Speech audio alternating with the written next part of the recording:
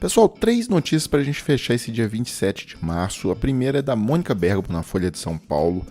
Tacla Duran entrega fotos e gravações para reforçar acusações contra Moro e entra para programa de proteção a testemunhas. Então, do que se trata esse caso? Acusação formal de que o Moro vendia sentenças na Operação Lava Jato. E não só, tá? Não eram só sentenças.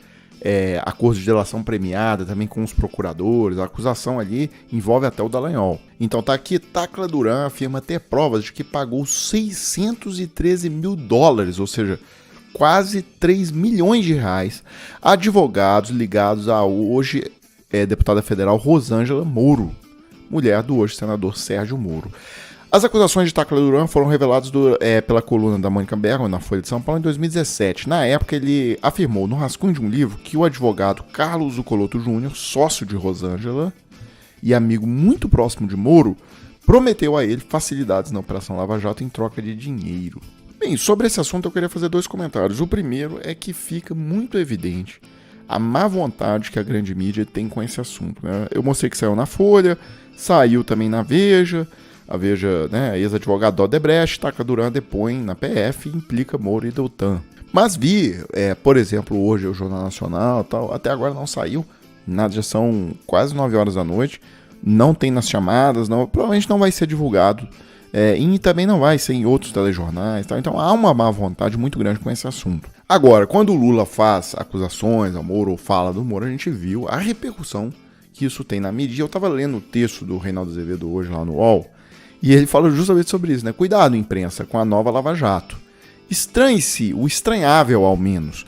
E aí ele fala tudo o que a gente falou desde sábado aqui na página, tá? Aquelas várias coisas estranhas que aconteceram nesse negócio do Moro com o PCC, ele até chama, né, Fórum Universal de Curitiba, né? Estamos de volta ao Fórum Universal de Curitiba, né? Que tudo que existe no Brasil vai parar em Curitiba, lá, igual era na Lava Jato, né? Coisa do Rio de Janeiro, Petrobras, Brasília e tal, foi parar tudo em Curitiba. Agora, por exemplo, o PCC, coisa de São Paulo, envolvendo lá o promotor de São Paulo, um caso que corria na Justiça Estadual de São Paulo, quando ele cai lá, na mão da Gabriela Hart, lá em Curitiba. É impressionante. Então ele destaca tudo isso no texto, mostra as coisas esquisitíssimas que tem nessa investigação e fala abertamente.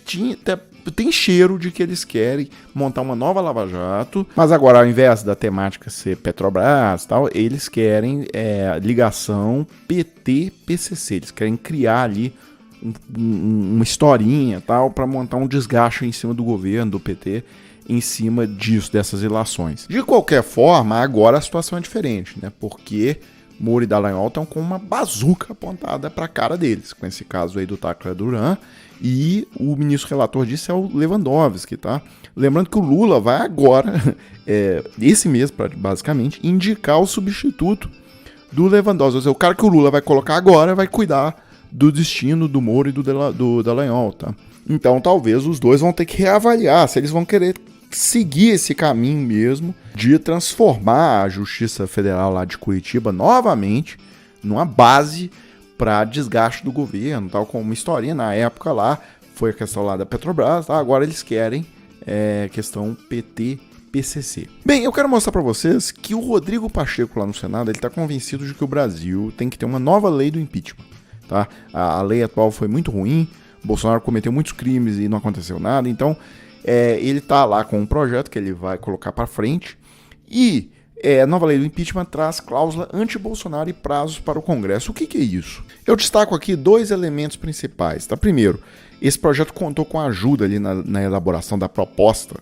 Vai ser debatido no Congresso agora, tá? Mas a proposta inicial foi debatida ali entre o Rodrigo Pacheco e o Lewandowski, e além de um grupo enorme aí de juristas. E ele vai trazer um rol específico, muito claro, de delitos contra as instituições democráticas, feitos sob medida para barrar a roubos autoritários de políticos como o presidente Jair Bolsonaro. Então tudo aquilo que o Bolsonaro fez, de questionar o processo eleitoral, de solapar, né, destruir as bases da democracia do Brasil, tudo aquilo vai constar ali no projeto, aquela questão que ele dizia que não ia mais cumprir ordens do Supremo Tribunal Federal, enfim. Outro ponto que eu achei interessante é que o texto, né, do projeto de lei vai determinar um prazo de 30 dias para os presidentes da Câmara e do Senado para eles analisarem os requerimentos de impeachment. Ou seja, vai parar de ter essa coisa lá que o Lira ficou com 400 pedidos de impeachment contra o Bolsonaro na gaveta dele, e ficava ali chantageando o Bolsonaro em relação a isso, tal, e sem prazo para analisar esses pedidos, né? Na verdade, nunca analisou, né? Ficou sempre ali e ele ficava chantageando com isso. Agora não, chegou o pedido de impeachment lá, o presidente da Câmara tem 30 dias para falar se vai abrir o processo ou não. Então, se ele não abrir o processo, acabou, está arquivado o caso. Ele não vai poder ficar usando aquilo ali, aquele pedido de impeachment, como um instrumento de chantagem contra o governo. E é inacreditável, né? Eu via esse Marcel Van Hatten. Aliás, nada que vem do Novo presta, né? Impressionante esse partido do Novo. Aí ele tá aqui, o Senado não precisa mais de senadores. É o que fica claro quando o seu presidente Rodrigo Pacheco pede a Lewandowski e especialistas para redigirem uma nova lei de impeachment. Mais um ataque à democracia. Legisladores eleitos pelo povo servem para quê, então? Meu caro, o assunto vai ser debatido agora no Senado. Agora os senadores vão poder fazer emendas ao texto. Inclusive, se eles quiserem rejeitar o texto todo, eles podem. Bem, aí continuando em Partido Novo, né, tá aqui. Zema defende reajuste do próprio salário e de secretários em quase 300%. Aí ele argumenta dizendo o seguinte: tem que manter o competente quadro técnico. Aí proposta, que também inclui novos valores para vice-governadores e secretários, prevê que remuneração do governador passe de R$10.500 para R$41.800. Eu nunca vi um negócio desses, tá? Um aumento desse montante na política. Mas Partido Novo Zema é isso aí. E uma última notícia que eu vi no site da EBC aqui é: cerca de 80% dos reajustes salariais superaram a inflação em fevereiro. Isso não são dados do governo, tá? Isso são dados da Fundação Instituto de Pesquisa Econômica, da FIPE. A mesma FIPE, aquela que faz a tabela FIPE dos carros. E aí, eu gostei aqui que tá bem desenhadinho a diferença para o governo Bolsonaro, tá? Então, aqui estão os percentuais de reajustes salariais acima da inflação, ou seja, quem teve negociação salarial e conseguiu um reajuste do próprio salário, a categoria, acima da inflação. Bem, em janeiro de 2022, só 30% dessas negociações resultavam em reajustes acima da inflação. Em fevereiro de 2002, só 23%. Em março, só 19%. Isso em 2022, tá?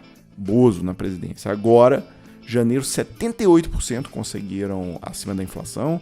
Fevereiro, 80%. E em março, até agora, 89% das negociações estão sendo com reajustes acima da inflação, tá? A fonte aqui é o salariômetro da tabela FIPE. Pessoal, então é isso. Eu fecho esse vídeo agora, coloca aí na tela a chave Pix do Desmascarando. Se vocês gostam do trabalho e quiserem contribuir com alguma coisa, tá aí. E a gente volta amanhã com mais vídeos para a página.